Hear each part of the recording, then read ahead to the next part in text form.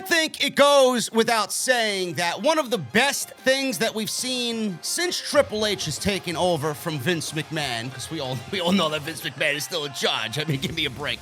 But we have to pretend Triple H is still in charge of WWE.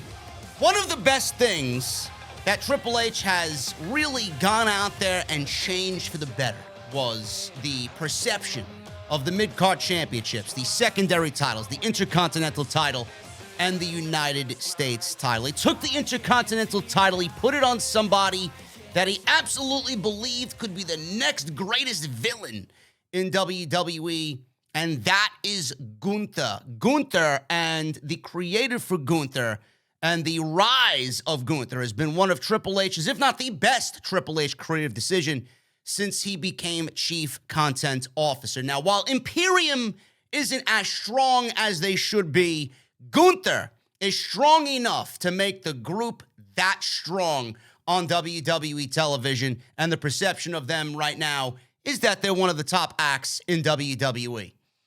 What if I told you that Triple H was thinking about adding another member, a fourth member to Imperium, to make them even bigger, make them even stronger?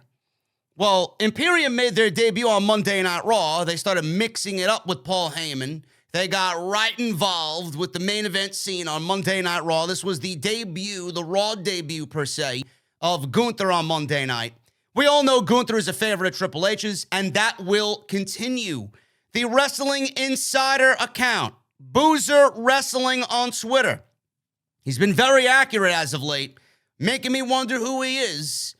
He dropped an interesting piece of information on plans to add a new member to Imperium.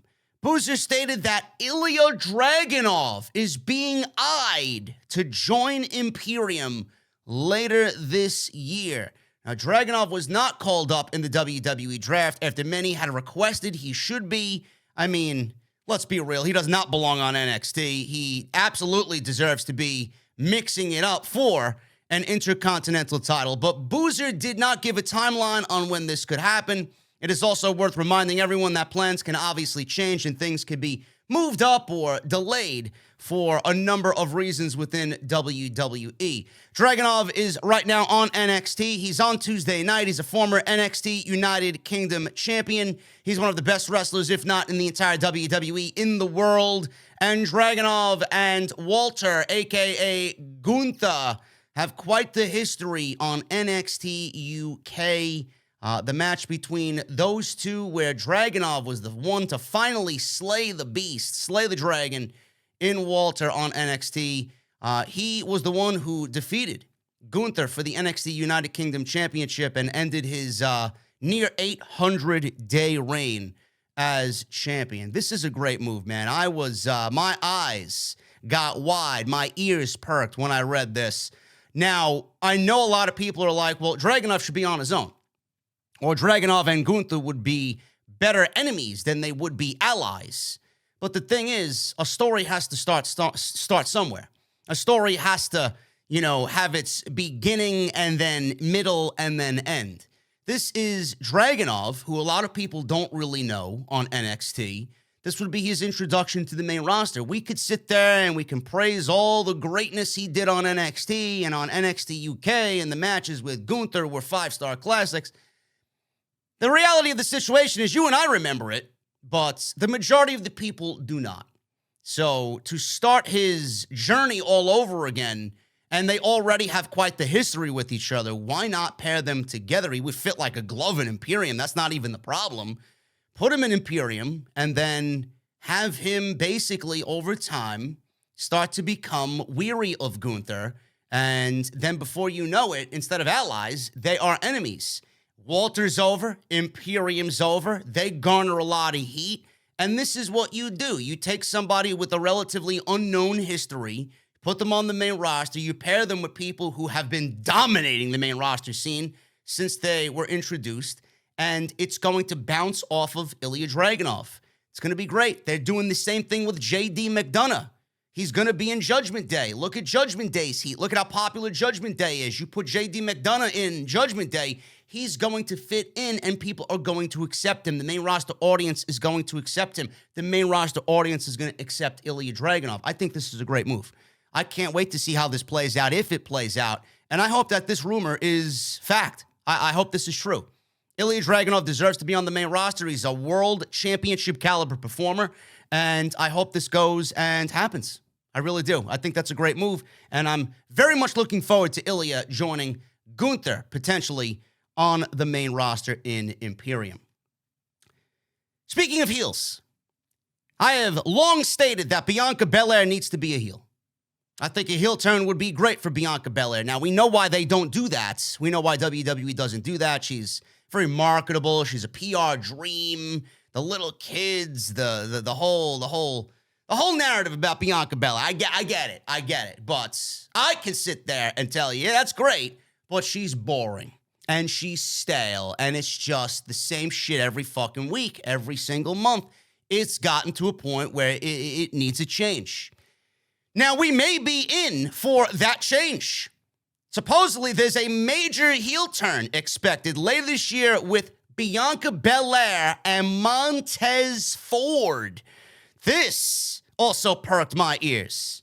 In a follow-up to all the rumors in the news that Boozer broke yesterday, this one was part of it. This was a big one. Boozer said that fans should not get mad if a certain someone drops their title because they are moving onto a bigger path in their career.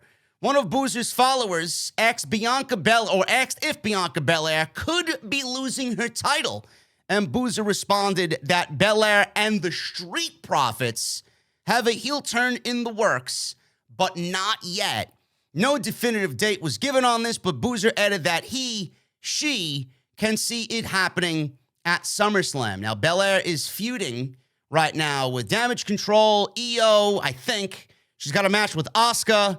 Asuka turned heel because they need somebody to wrestle Bianca Belair at Night of Champions because all titles got to be defended, so they're doing this again.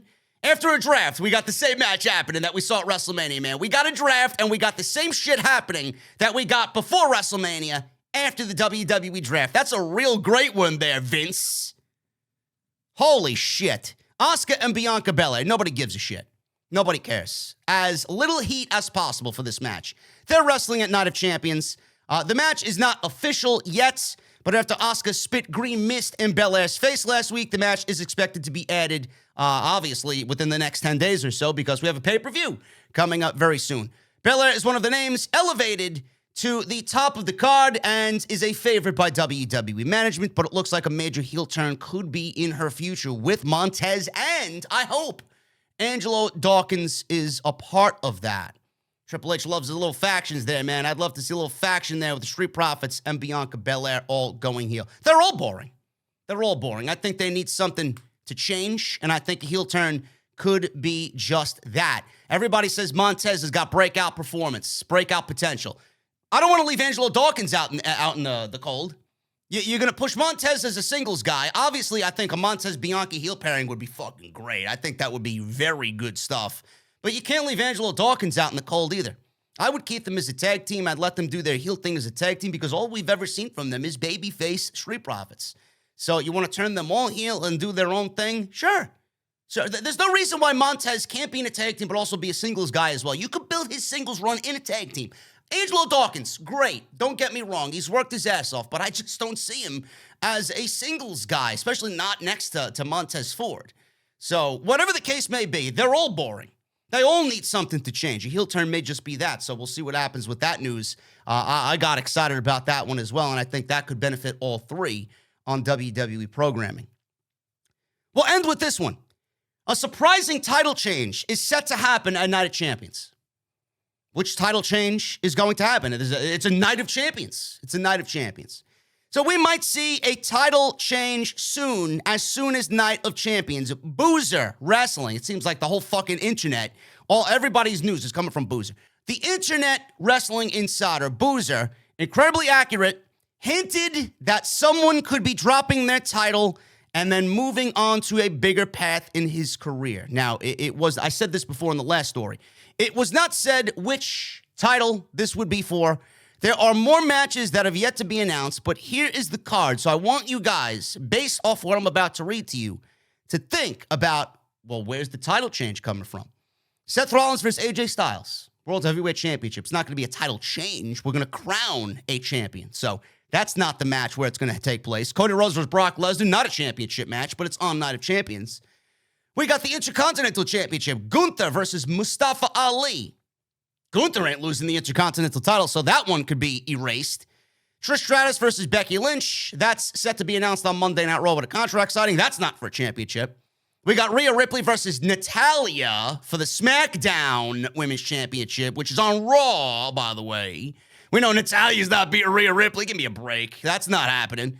Bianca Belair versus Asuka could be a likely possibility, but I don't see WWE taking the belt off of Bianca Belair right now, especially for someone who's got no heat going into a match with Bianca Belair. So that one more than likely is off the table for discussion as well. Well, that only leaves Kevin Owens and Sami Zayn versus Roman Reigns and Solo Sikoa. Does WWE think this one's going to get over well? Do they think this one's going to go over well with the fan base? Are they really planning Roman Reigns to carry 4 belts on SmackDown? Would WWE be crazy enough to take the undisputed WWE Tag Team Championships off of Kevin Owens and Sami Zayn and put them on Roman Reigns and Solo Sikoa? I don't know, man. I don't know. I hope not.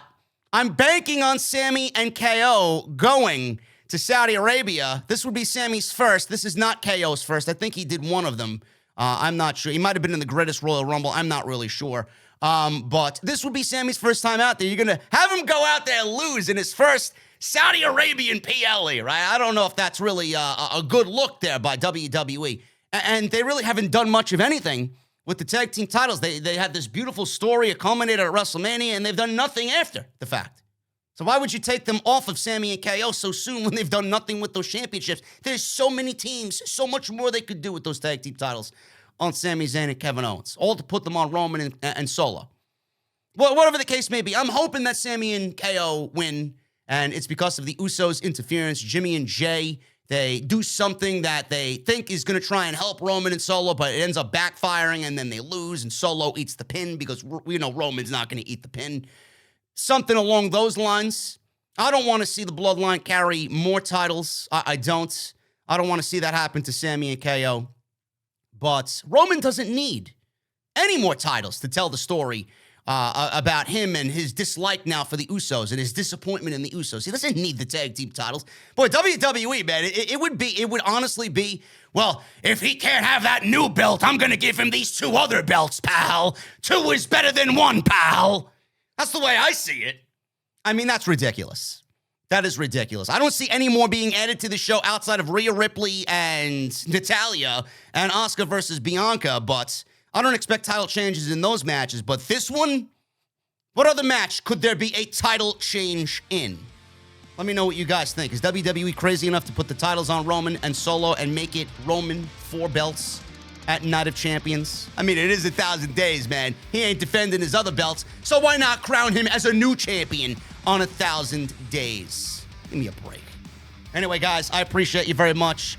More news coming at you right here on Off the Script. Follow me on social media for all the updates. At JD from NY206. That's Twitter, Instagram, TikTok, and Cameo. Hit that subscribe button down below.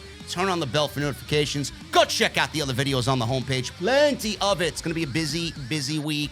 Make sure you go check the homepage for everything that you might have missed. And hit that thumbs up. Let's try for 1,000 likes minimum today on Off the Script. Guys, I'll be back with more right here from the venue on Off the Script.